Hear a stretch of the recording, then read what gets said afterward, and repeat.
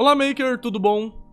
Hoje eu vou ensinar vocês a como medir um diodo, que é esse componente aqui, ou esse componente aqui, ou esse componente aqui, no meio dessa placa enorme aqui.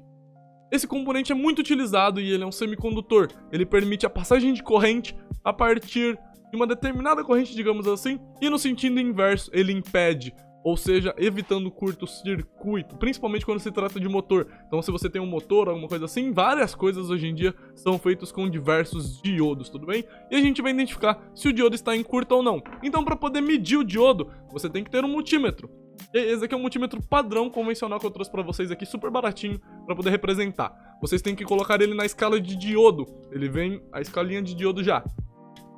E agora, a medição é bem simples. O positivo do multímetro, que é o vermelho, vai no positivo do diodo, e o negativo no negativo do diodo.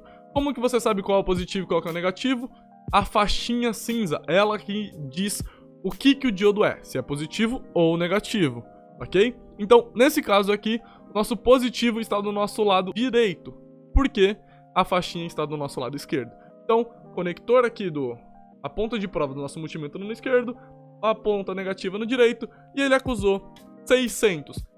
Significa o quê? 0.6 volts, beleza? 0.6 volts, uma tensão para um diodo é de 0.7. Então esse diodo aqui tá bom no sentido padrão. Agora vamos ver no sentido inverso. Já no sentido inverso, medindo ele não pode dar nada. Que nem eu comentei, ele não pode conduzir no sentido contrário.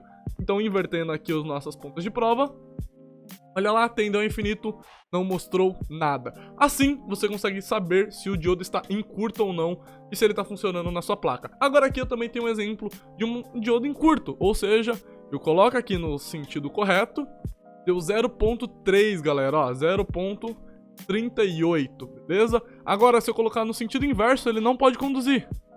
Só que no sentido inverso, ele também deu 0.39, ou seja, esse diodo dessa placa aqui está em curto. Então, provavelmente ocorreu algum curto-circuito nessa placa que acabou danificando esse componente. Ele teria que ser substituído, mas essa placa aqui é de descarte e são vários componentes que têm que ser substituídos. Mas assim que você identifica se o diodo está em curto ou não. Beleza? Essa foi a dica de hoje. Valeu!